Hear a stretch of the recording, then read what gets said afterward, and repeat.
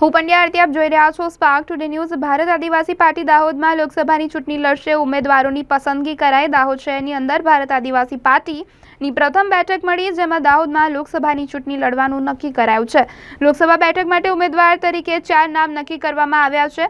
ત્યારબાદ બીજા અને ત્રીજા તબક્કાની બેઠક યોજાશે, જેમાં એક નામ હશે તે ભારત આદિવાસી પાર્ટી દાહોદમાં લોકસભાની ચૂંટણી લડશે। ભમાત વિજયભાઈ ફુલાભાઈ, મુનિયા એમનભાઈ, બામણિયા કેતનભાઈ અને વલવાઈ રાજુભાઈ આ નામોની પસંદગી કરવામાં આવી છે। જય આદિવાસી। આજ રોજ દાહોદ જિલ્લામાં સમાજની જાજમ વચ્ચે જિલ્લા એકીકરણ સમિતિની બેઠક થઈ અને એ બેઠકનો મુખ્ય હેતુ ભારત આદિવાસી પાર્ટીના લોકસભાના ઉમેદવારની પસંદગી કરવાની આ પ્રથમ બેઠક હતી। એ પ્રથમ બેઠકમાં દરેક વિધાનસભામાંથી 9 જેટલા નામ આવ્યા હતા। એ 9 નામમાંથી સમાજની જાજમના દરેક વ્યક્તિઓની પસંદગી અને દરેકની આમરાઈ થકી 4 નામની પસંદગી કરવામાં આવી છે। એ 4 નામમાં પ્રથમ નામ ભમાત વિજયભાઈ ફુલાભાઈ સંતરામપુર,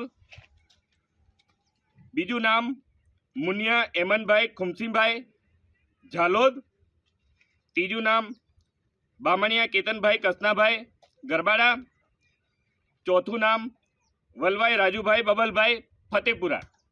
આ 4 નામની પસંદગી પ્રથમ બેઠકમાં થઈ છે।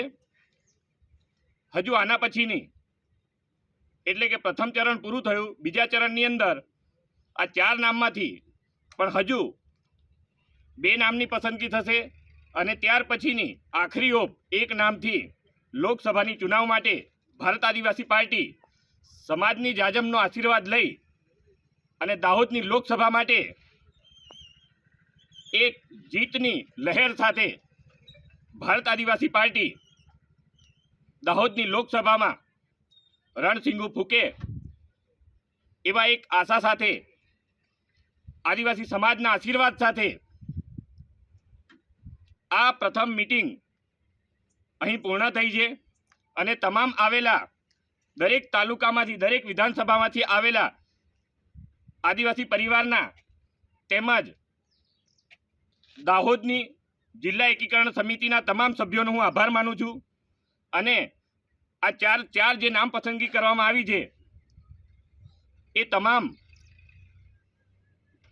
લોકસભાની પસંદગીમાં દાવેદાર તરીકે જે પસંદગી થયેલી છે એ તમામને પણ હું ખૂબ ખૂબ અભિનંદન પાઠવું છું। જોહાર, જય આદિવાસી, જય ભીલ પ્રદેશ।